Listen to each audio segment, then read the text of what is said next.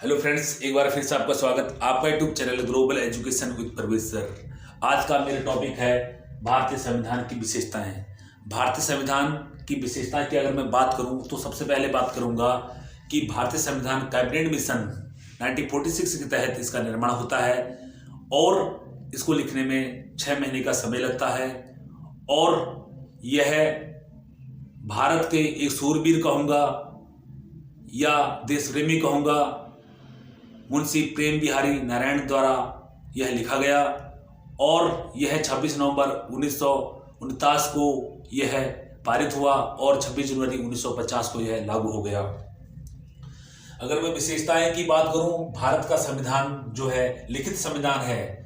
जैसे कि हम ब्रिटेन का संविधान देखते हैं वह अलिखित संविधान है, लेकिन भारत का संविधान लिखित संविधान है। भारत का ले लो, अमेरिका का ले लो, यह संविधान लिखित संविधान है। और विश्व का सबसे बड़ा संविधान का अर्थ यह है वर्तमान में, और जो प्राचीन क्या स्टार्टिंग जब हमारा संविधान बना तो उस वक्त 395 अनुच्छेद और 8 अनुसूचियां और 22 भाग थे। आज अनुच्छेद जो आपके 395 जो हैं उनमें ABCD के हिसाब से आज अनुच्छेद हमारे 450 से ऊपर पहुंच गई और अनुसूचियां हमारी आज 12 हो गई। और अगर भाग की बात करूंगा, ये 22 से 25 के मध्य हो चुके हैं। तो कहने का अर्थ यह है हमारा संविधान बहुत विस्तृत संविधान है। यह 251 पेज का 251 पेज का हमारा संविधान है। इसलिए भारत का संविधान लिखित है और एक विश्व का बहुत बड़ा संविधान है।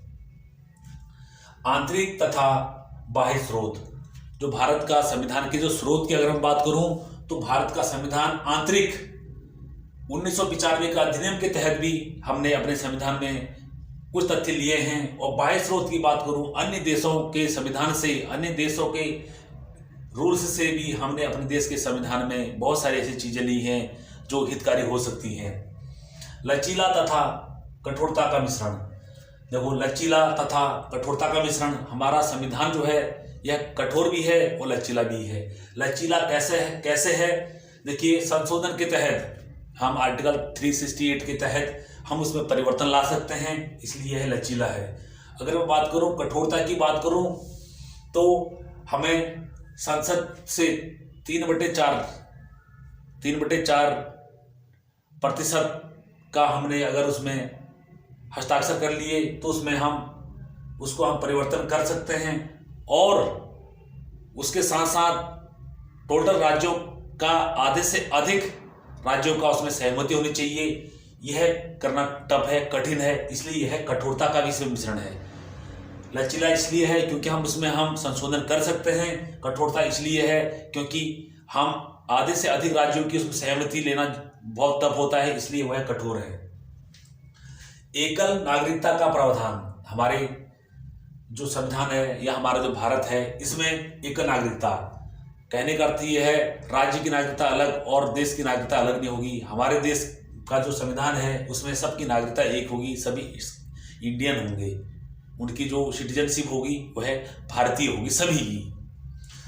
और मैं एक और लिखा हूं पंथ निरपेक्ष, हमारा जो भारत है यहाँ रहने वाले लोगों का धर्म सबका अलग हो सकता है, लेकिन जो हमारा देश है, जो हमारा संविधान है, इसका अपना कोई धर्म नहीं होगा।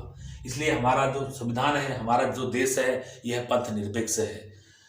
अभी इसके बाद अगर मैं बात करूं मौलिक अधिकार, हमारे संविधान की विशेषताओं में सबसे मुख्य विशेषता यह भी है कि हमारे पास संविधान के तहत मौलिक अधिकार दिए गए हैं।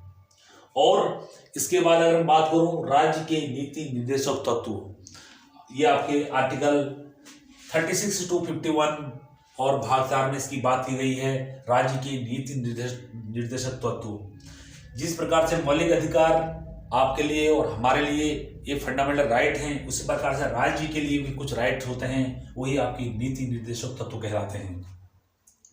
सार्वभौमिक मताधिकार का अर्थ ये है 18 साल से ऊपर के सभी वयस्क लोगों को यहाँ मत देने का अधिकार है। यह आपका 61वां संविधान संशोधन सन 1989 में यह प्रावधान किया गया पहले हमारे यहाँ वोट देने की आयु 21 हुआ करती थी, वर्तमान में यह आयु 18 है। अब देखिएगा न्यायपालिका स्वतंत्र। आज हमारे इस संविधान की मुख्य विशेषताओं में एक विशेषता ये भी है कि हमारी जो न्यायपालिका है वह स्वतंत्र है। वह कार्यपालिका और विधायिका से उसको अलग रखा गया है और इकहरी न्यायपालिका, हमारी जो न्यायपालिका है वो इकहरी है। कहने का अर्थ ये है सुप्रीम कोर्ट, हाई कोर्ट और डिस्ट्रिक्ट कोर्ट, ये तीनों एक क्रमबद्ध तरीके से ये रखे गए हैं। न्याय पर डिपेंड करता है, हमारे विश्वास पर डिपेंड करता है। यदि मुझे डिस्ट्रिक्ट कोर्ट में संतुष्टि नहीं मिलती है तो मैं हाई कोर्ट जा सकता हूँ, हाई कोर्ट में मुझे संतुष्टि नहीं मिलती है तो मैं सुप्रीम कोर्ट जा सकता हूँ। अब इसके बाद संसदीय शासन। भारत की जो संविधान की विशेषता है उसमें संसदीय शासन व्यवस्था भी इसकी बहुत बड़ी विशेषता है। संसदीय शासन व्यवस्था का अर्थ ये है उसमें संसद के 2 अंग जो है लोकसभा और राज्यसभा। अब तीसरी जो नेक्स्ट आपकी विशेषता है उसमें है त्रिस्तरीय शासन। त्रिस्तरीय शासन की अगर मैं बात करूं, भारत विश्व का एक ऐसा देश है जहां त्रिस्तरीय शासन व्यवस्था है। अन्य देशों में जितने भी देश हैं सब देशों में 2 स्तरीय लोग आपकी केंद्र सरकार और राज्य सरकार होती है, लेकिन हमारे देश में शासन व्यवस्था जो है ये त्रिस्तरीय है। त्रिस्तरीय का अर्थ ये है केंद्र सरकार होगी और राज्य सरकार होगी और पंचायती राज होगा।